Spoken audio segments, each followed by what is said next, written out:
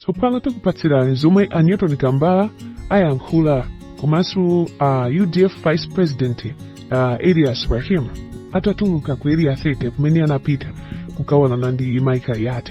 Iwo tisanabise afotokoza zonse zimene zikuchitika ndi dongosolo lonse limene likuchitika ku area 30.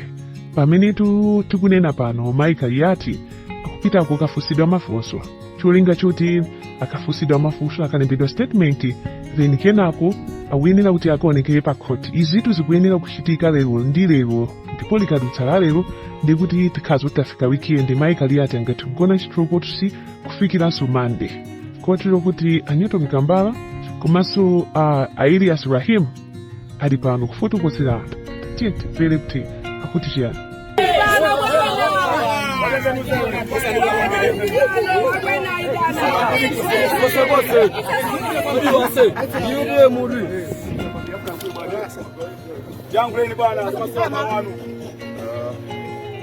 Viva Malawi, viva! Viva!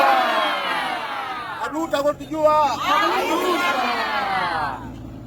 Ufuna nitokoze pano chifukwa cha solidarity imene maonetsa kubwera ku polisi kuno chifukwa choti tikufunitsisa kuti mayi wathu Kaliat awapatse belo msangamsanga.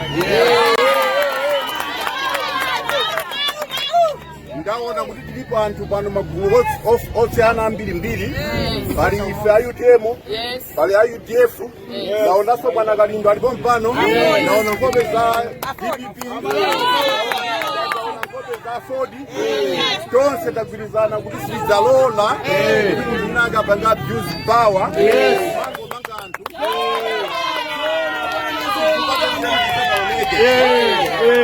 Mama losongerana hivi. Ndimafuna ndikutsimikizireni kuti Kaliat akupatsidwa ulemu kuno bwino ndi maofesa apa area. Okay, sikomo. Akwasunga bwino, yabwino. Panopo mmene akuoneka mmene analili dzulo, yabwino. akuoneka mmene amaonekera dzana, yabwino. Sakuoneka kuchita mantha ndi munthu, yabwino. monga tazonse ndimanena kuti osaopa. Osaopa. Osaopa. Full stop. Tamvanatu. Kati munanda mzathu wa UDF, Vice President, amene anatithandiza kuti tikhale limodzi, komanso tinalipa Bon Kaliat, tinatithandizapo aka chipungu, takapanga negotiate, kuti ayesetse kufunizitsa watenga statement. Kuti akatenga statement, macharges wakachitika ife tipange apply kuti Kaliat atuluke lero isanafike mawa.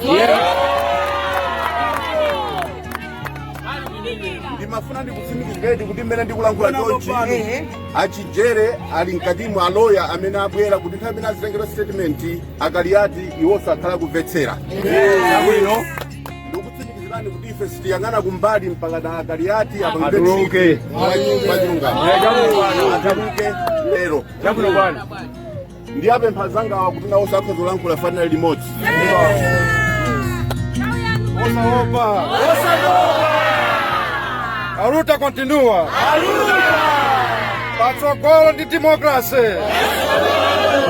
Kukana kubwerera mbuyo ndi chipani chimodzi. Tukukana kubwerera mbuyo. Patsogolo ndi democracy. Zikomo kwambiri abale anzake. Ine mawu anga ndongoti ife a UDF tili pambuyo panu, sitikusiyana. Kala nanu pano kumapeto kwa ziti zimenezi. Tiyeni tikutane, tiyeni tilimbe mtima, tisalole kuti tibwerereso chimene UDF idakweza chipani cha Malawi Congress Party.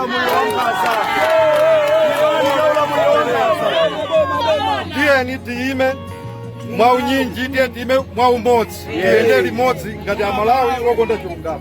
Zikomo kwambiri.